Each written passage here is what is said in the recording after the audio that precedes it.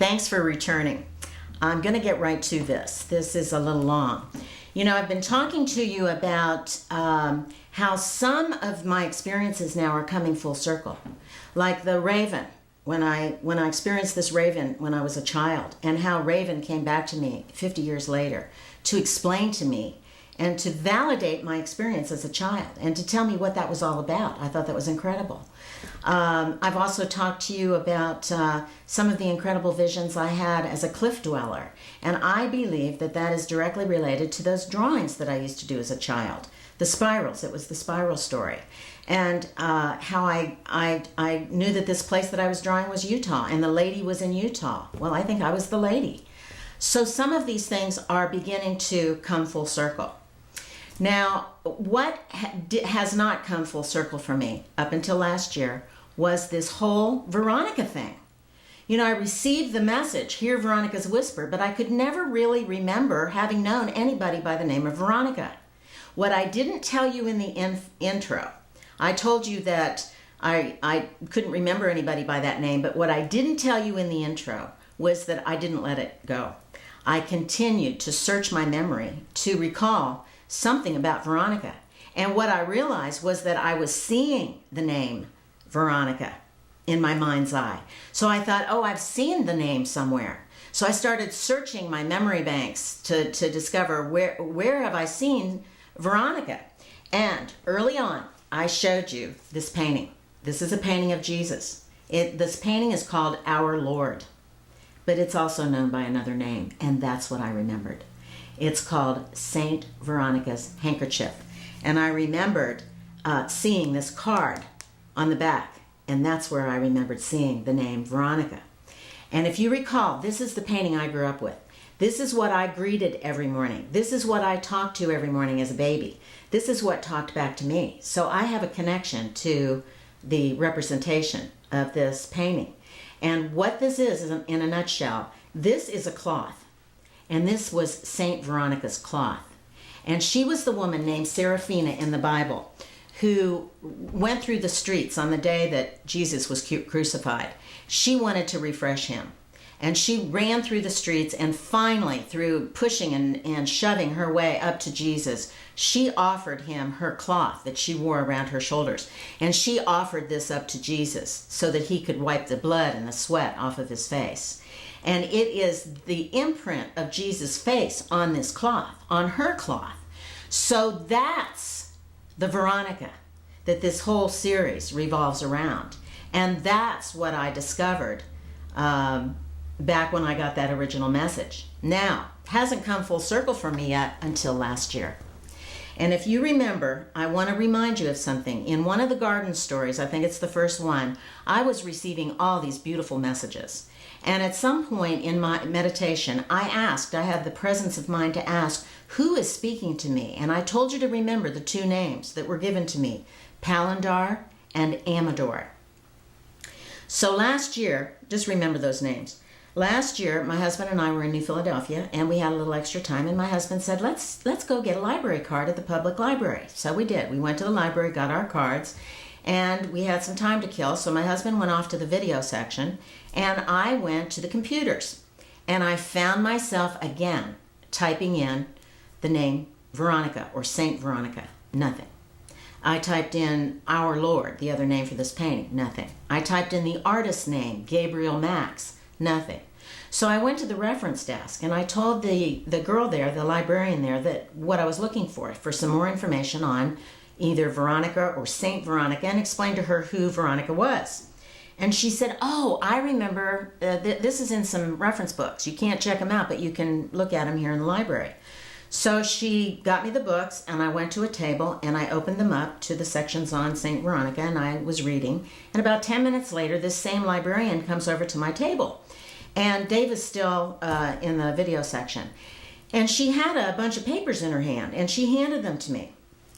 And she said, I found some more information online, and I thought I would just print these out. And I thought, oh my gosh, she really went above and beyond for me. So I took the papers, and I kind of scooted my books aside, and I started reading the first page of several pages that she had printed out for me. I got to the second paragraph, and this is what I read. Thus, in a widespread Western version, Veronica came to Rome and cured the Emperor Tiberius with the precious relic, the cloth, which at her death she left to Pope St. Clement. In France, on the other hand, she is called the wife of Zacchaeus, Luke 19, chapters 2 through 10, who, when her husband becomes a hermit under the name of Amador at Rocamadour, helps to evangelize the south of France. When I read that her husband, after he became a hermit, went by the name of Amador, I'm not kidding. I'm sitting in the public library and I had to put my hand over my mouth, to keep from screaming out, "Oh my God! What are the odds? What are the odds?" I ask you. 12 years before this moment last year, I received these names when I was living in my little house on River Road. And then about 5 or 6 years after that, I get the Hear Veronica's Whisper. And then last year, 2008, I have this experience reading it in black and white on some research material that this librarian handed me. And it was then, last year, that I knew I had to write down my stories. And I wrote down my stories in book form. Last year I had about 150 pages started in this book. And it was called Veronica's Whisper. And I always thought that my stories would appear in book form. This year, when I got back to Ohio, I wrote another 150 pages. I have 300 pages for this book. But I started getting these real urgent messages that these stories aren't to be put in a book necessarily. It may get published. I don't know what I'm going to do with that, all those 300 pages. But rather, they need to be spoken. So I'm thinking stage, and my guide told me, "You were trained for this, Kim. Your mother trained you to speak. She trained you to tell, she trained you to perform." So it made sense to me. So I start writing a play and putting these stories in a play format. Then the messages start really saying, "This is urgent. You need to tell these stories now. And so I turned the TV on one Sunday morning, and there was a young woman on there, 19 years old, who was a singer-songwriter, and she was telling her story on this interview program. We never turn the TV on in the morning. And she's telling her story. And her best friend, this singer-songwriter's best friend, unbeknownst to the singer-songwriter, puts her songs up on YouTube. And within 5 months, she has a major recording contract. So it was the sign that I needed to do this on YouTube that prompted me to do these stories now.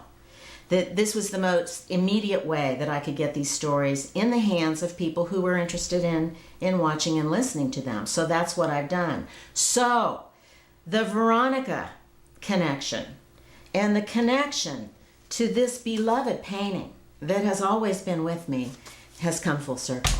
And that's what I really wanted to share with you.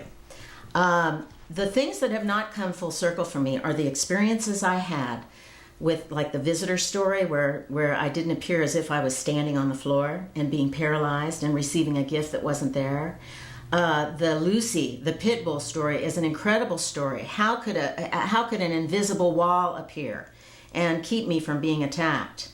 And then the other one that I don't have any explanation for is how I was spared with those 2 near-death experiences. The car accident, the car dematerializing, and then the story about the near-death. If you haven't watched those, watch those. Those are the answers that I'm seeking now, today. I want to know more about that. It has something to do with something that I'm not getting, but I am connecting the dots. And I'll leave you to connect your own dots. Thanks for watching.